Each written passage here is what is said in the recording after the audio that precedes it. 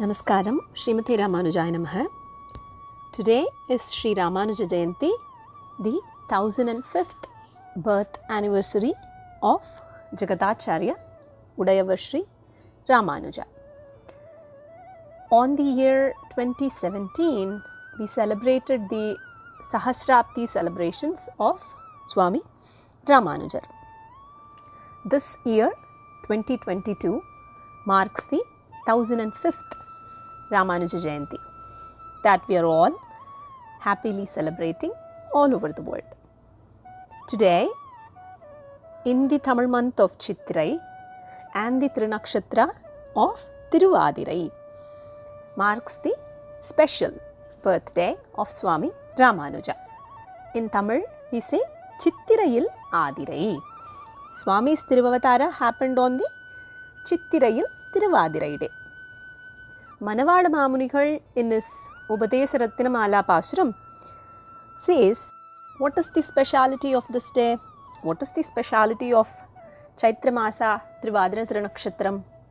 Yendayatirasar Yendamakkavandurittanal ennum vasinal Inda Chittirayil Tiruvadirai Shirmaidanainanje Uruvamal Eppodum. Is today special because the Trinakshatram is Trivadirai? Is today special because it is the auspicious month of Chitrai? The day is special because Swamy Ramanuja's Tiruvavataram happened on that day. The day became special for us because Yendayatirasar Yendamakkavandurittanalennum vasinal. Swamy Ramanuja's Tiruvavataram makes the day special. Udayavar was not born on a special day. The day became special because of the Tiruvavataram of Swamy Ramanuja. So, today is a very auspicious day that we are all celebrating as Ramanuja Jayanti. We'll try to spend a little bit of time to learn about Swamy's important Kainkaryams. Swamy Ramanuja has done such a service to the mankind and humanity that we all have a responsibility to learn about it, teach it to the younger generation, teach it to our children, our family, spread Swamy's words, right? What is the foremost important thing that Swamy Ramanuja has done? Today we talk a lot about equality, right? We talk about how everyone should get a fair chance, equality, equity, so many things, right? If there is an epitome of equality in this world, that is Jagadacharya Swamy Ramanuja. Swamy Ramanuja said, every single person in this world deserves an opportunity to attain Perumal. Everyone can reach the lotus feet of Srimanarayana. Is Swamy Ramanuja's Upadesam. He says, there is no difference between individuals on the basis of gender, on the basis of caste, on the basis of race, on the basis of status. None of these matters. Everyone gets a fair and equal opportunity to attain the lotus feet of Sriman Narayana. Is there any qualification that one should have to perform Sharanagati, to reach Peruman? No. Kalam, Desam, we say in Tamil. There is no difference in terms of the venue to perform Sharanagati. There is no time difference. Should you do it on a morning? Should you do it in the day? Should you do it in the night? No, there is no difference. Is there a difference when a woman does versus a man does versus a child doing it? No. Is there a difference between places? Should you do it in your city, your country, a different place? None of that matters.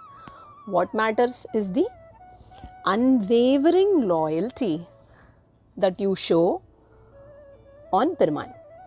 The belief system in performing Sharanagati and the desire to reach his lotus feet. That's all that matters. That is the only qualification. Should someone be a Chaturvedi? Should he have mastered the 4 Vedas to attain Piraman and perform Sharanagati? No. Should he have memorized the Nalayara Divya Prabandha shlokas and recite them in order? No. The only qualification to perform Sharanagati to Piramal is the desire to reach him and the loyalty that reaching the Piramal's lotus feet is my only goal. So, Swami Ramanuja established that equality and said anyone and everyone is deserving and destined to reach the lotus feet of Sriman Narayana. So, that's Swami's biggest Kainkaryam, establishing equality. During Swami Ramanuja's times, there was a biggest risk that posed Sanatana Dharma. 1000 years ago, maybe even beyond that, 1500 or 2000 years ago, right? Vedas and Vedanta Shastras were at risk. There were 2 major risks. One was people that were non-believers. So what they did? They said, no, this is not true. This pramanam is not the truth. And they started sending false information. The other group were people that believed in the Vedanta Shastras, yet interpreted them wrongly. Both are equally dangerous, right?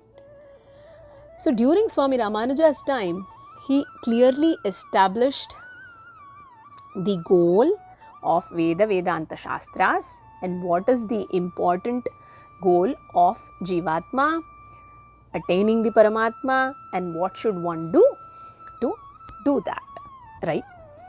Prior to Swami Ramanuja's Tiruvavatara and his time on the Bhulokam, we're also seeing Swami Shankaracharya, Madhvacharya, Acharyas coming from other schools of philosophies. We hear about Dvaita Siddhanta, Advaita Siddhanta and all of that, right?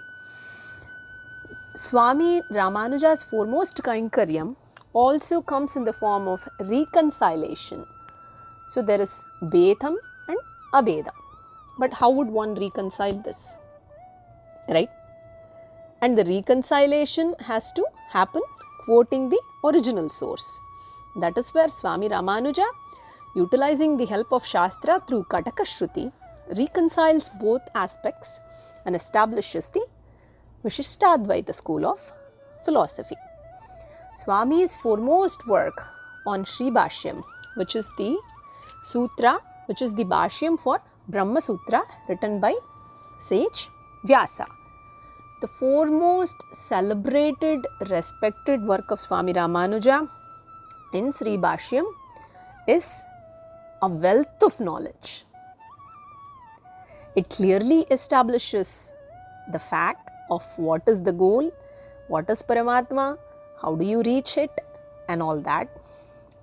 At the same time, also debunking the false information that existed back in those days.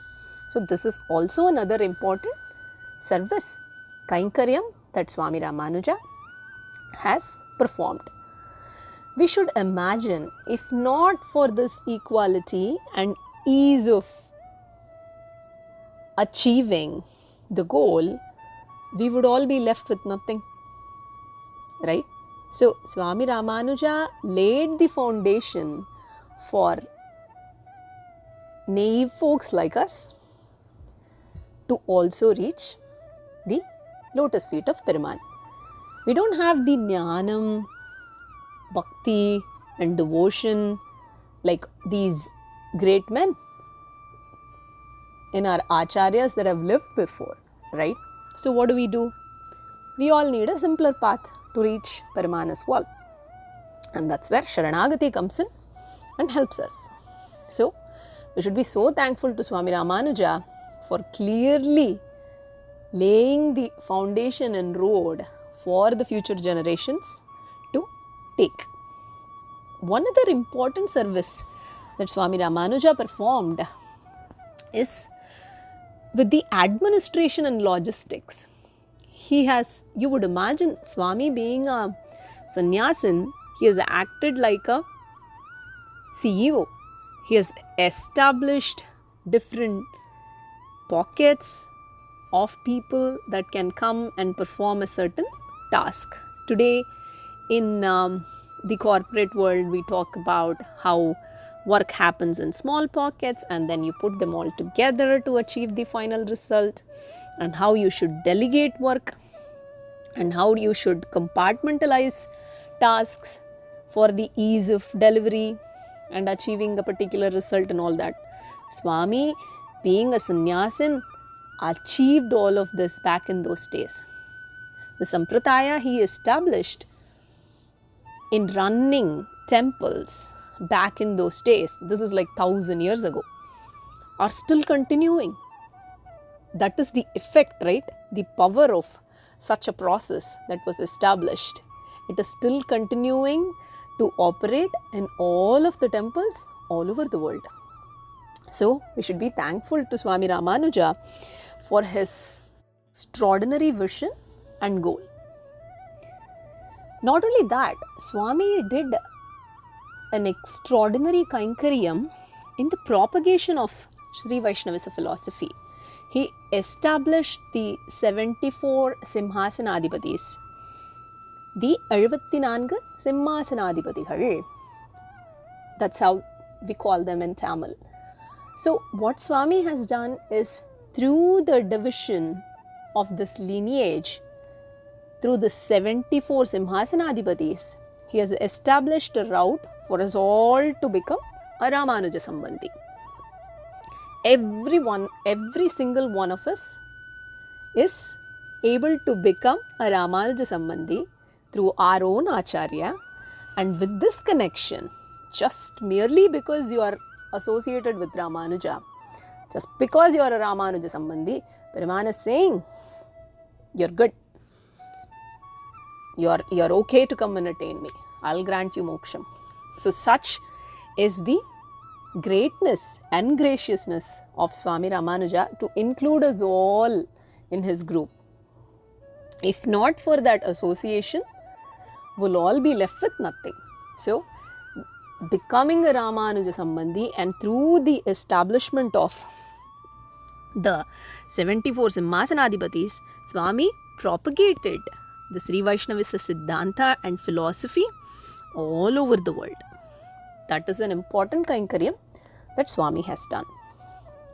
So likewise, we can go on about listing many of the Kainkaryams that Swami has done, and we should all spend some time learning about Swami Ramanuja, teach it to the future generation, talk about it to our little kids, chant his names, praise his works. Swami Ramanuja has written extraordinary Sanskrit works. The Grantangal that he has produced are beyond our comprehension and knowledge. Swami has also performed a lot of Kainkaryams on Alvar's Prabandha works. Swami made sure that our revered Acharyas wrote commentary, Vyakyanams on Trivaimuri. Swami is the primary driving force in getting those Vyakyanams for us all. Without the Vyakyanams, we can't understand Trivaimuri. Trivaimuri, Swami Nammalvar's Trivaimuri is the Saramsam of the Veda itself. So to understand Swami Nammalvar's works, we all need the Vyakyanams that have been written by very knowledgeable seers and saints that existed back in those days, and the primary driving force behind all of those Vyakyanams is also Swami Ramanuja. So with Swami Ramanuja's blessings, we should all learn the Trivaimuri of Swami Nammalvar.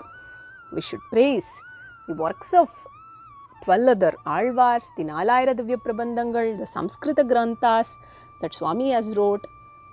Make little effort in learning some of these things and teaching them to others. Talk about them to others. as little as we can, right? So, on this auspicious day, may we all be blessed with Swami Ramanuja's grace. Sriman Narayana's graciousness may be upon us. Yo nityam achyuta patambuja yukmarukma vyamohadastaditarani tranayamene asmadguror bhagavadosya dayaika sindhoho Ramanujasya sharanam prapatye. Srimathe Ramanujaya Namah. Namaskaram.